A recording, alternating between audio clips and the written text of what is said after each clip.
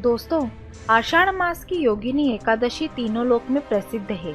यह एकादशी आषाढ़ कृष्ण 11 के दिन मनाई जाती है। इस वर्ष यह एकादशी सोमवार 5 जुलाई 2021 को मनाई जाएगी। वर्तमान समय में यह व्रत कल्पतरु के समान है तथा इस व्रत के प्रभाव से मनुष्य के सभी कष्ट दूर होते हैं और हर तरह के श्राप तथा समस्त पापों से मुक्ति दिलाकर यह व्रत पुण्य फल प्रदान करता है।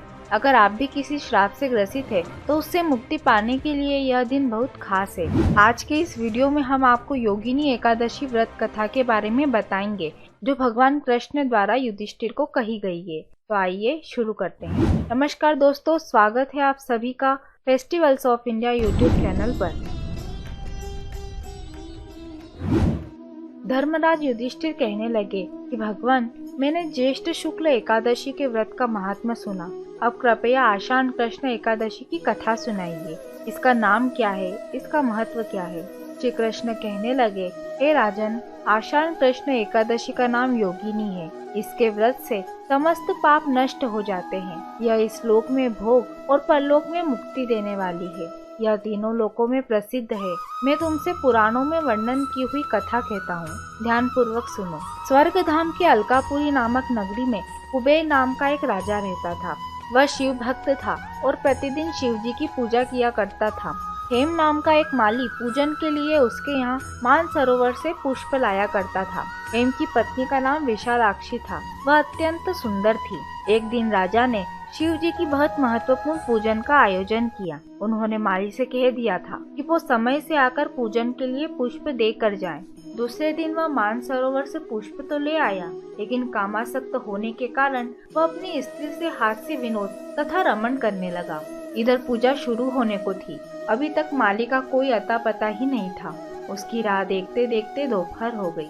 अंत में राजा कुबेर ने सेवकों को आज्ञा दी कि तुम लोग जाकर माली के न आने का कारण पता करो, क्योंकि वह अभी तक पुष्प लेकर नहीं आया। तब सेवकों ने कहा कि महाराज, वह पापी अति कामी है, अपनी स्त्री के साथ हास्य विनोद और रमण कर रहा होगा।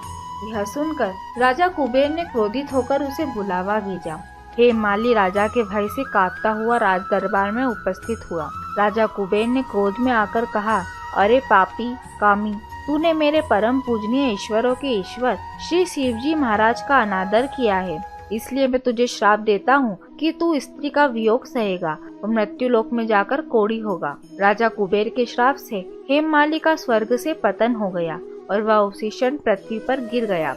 भूतल पर आते ही उसके शरीर में श्वेत कोढ़ हो गया। उसकी स्त्री भी उसी समय अंतर्ध्यान हो गई। मृत्यु लोक में आकर माली ने महान दुख भोगे। भयानक जंगल में जाकर बिना अन्न और जल के भटकता रहा।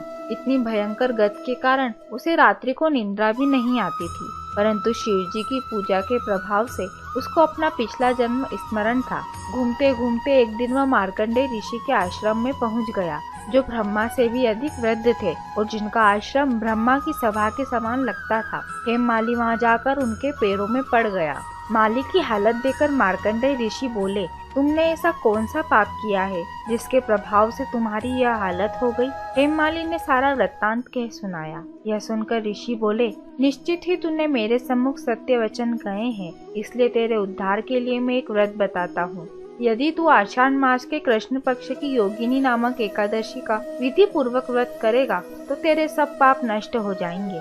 यह सुनकर हेममाली ने अत्यंत प्रसन्न होकर मुनि को साष्टांग प्रणाम किया। मुनि ने उसे स्नेह के साथ उठाया।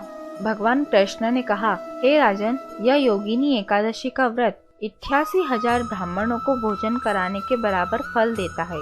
इसके व्रत से समस्त पाप दूर हो जाते हैं और अंत में स्वर्ग प्राप्त होता है। तो दोस्तों, ये थी योगिनी एकादशी व्रत कथा और इसी के साथ हमारी ये जानकारी भी यहीं पर समाप्त होती है। ऐसे और भी वीडियो देखने के लिए अभी सब्सक्राइब करें festivals of India YouTube channel को। साथ ही साथ इस वीडियो को ज़्यादा से ज़्यादा लोगों के साथ शेयर करें। हमारे इस वीडियो को अंत तक देखने के लिए धन्यवाद।